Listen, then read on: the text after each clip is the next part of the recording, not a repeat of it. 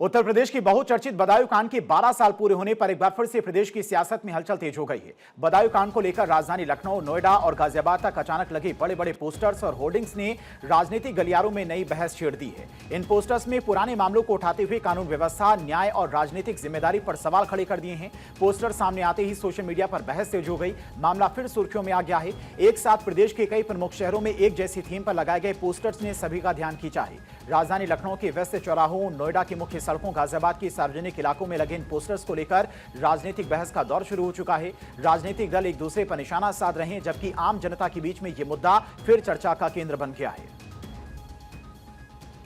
12 साल बाद एक बार फिर से बदायूं कांड उत्तर प्रदेश के तमाम जनपदों में चर्चा का विषय एकाएक बन गया।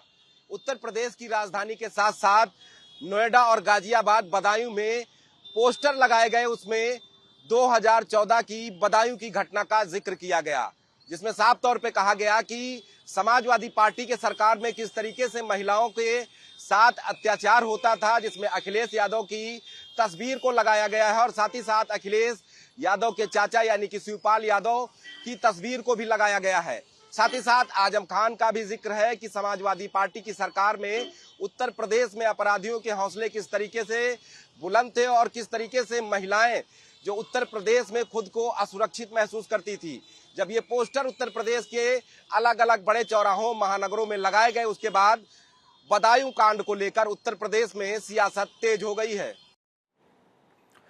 लेकिन असल सवाल यह है कि मामला जब वर्ष 2014 का है, तब एक बार फिर से यह मुद्दा कैसे बन गया। दरअसल 2014 में बदायूं में हुई घटना ने पूरे देश को झकझोर दिया था। उस समय मामला राष्ट्रीय स्तर पर सुर्खियों में रहा और कानून व्यवस्था को लेकर प्रदेश सरकार पर गंभीर सवाल उठे थे। अब 12 साल बाद अचानक पोस्टर वॉर शुरू होने से इसके पीछे की सियासी मंशा को लेकर चर्चाएं तेज हो गई हैं। माना जा रहा है कि आगामी राजनीतिक समीकरणों और जन भावनाओं को ध्यान में रखकर इस मुद्दे को फिर से हवा दी जा रही है। इधर राजनीतिक विश्लेषकों का मानना है कि पुराने मामलों को नए तरीके से उठाकर जनता के बीच में भावनात्मक माहौल बनाने की कोशिश की जा रही है। हालांकि ऐसे पोस्टर सामने आने के बाद विपक्षी दल सरकार को घेरने में जुट गए, जबकि सत्ता पक्ष इसे राजनीतिक स्टंट करार दे रहा है।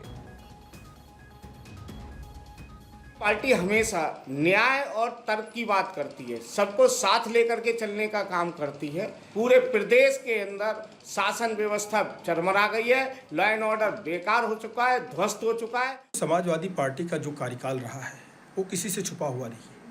2012 से लेकर 2017 तक समाजवादी पार्टी की सरकार रही और आपको याद होगा माननीय मुलायम सिंह यादव जी के क्या वक्तव्य आते थे। वही अब भी समाजवादी पार्टी कर रही है।